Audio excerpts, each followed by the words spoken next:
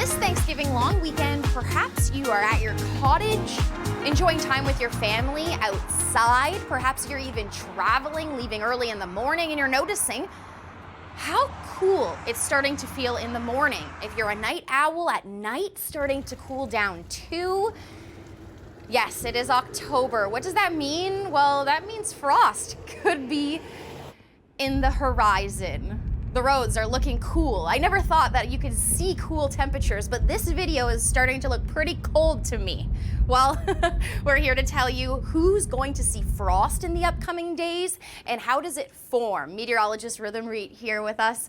Rhythm, let's first talk about the normalcy of frost. It's quite normal to see frost in October, but when in Canada, where, who could see frost? When we're talking about frost on average across the prairies, that's when they're going to start to see their frost happening actually in September for a lot of them. And you know what, Victoria, I have a very interesting little factoid about Calgary, which I'll tell you in just a second about the upcoming frost. However, down towards Vancouver, Victoria, that's where we'll start to see that frost a little bit later on, heading into November.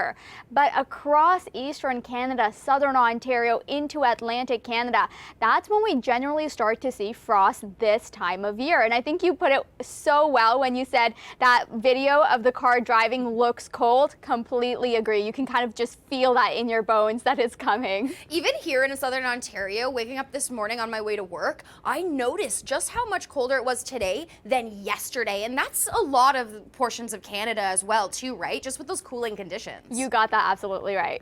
So how does frost form? Maybe let's dive into the science a little bit here. When we're talking about frost, we're looking at three main components. We're talking about cooler temperatures, of course, light winds, and clear skies. So let's break this down quite a bit. During the day, if you have clear skies, you're going to have all of that radiation that heats up the ground. So the ground or the surface is warm. As we head into the night, however, the surface becomes slightly cooler, and all of that energy that was radiated onto the ground starts to re-radiate back up into the sky.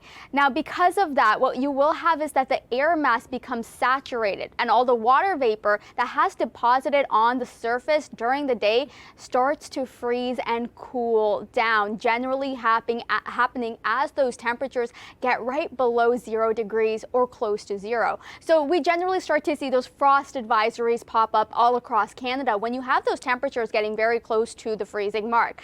And with it, what you can expect is that it causes damage to sensitive plants, of course. So for avid gardeners, this is that time of year once again. You're certainly right. Avid gardeners, make sure that if you do see any below the freezing mark, or you don't even need to be at the freezing mark to have frost. It could be around 3 degrees, right? Those overnight conditions, if you start to see that, start to bring those plants inside that are more vulnerable to the cold conditions. Also for avid golfers, that could prompt a little bit of a delay if you have an early start. Last year I was golfing around this time of year, and it would be like an hour-long wait to actually get on the golf course because they don't enjoy frost on golf courses either.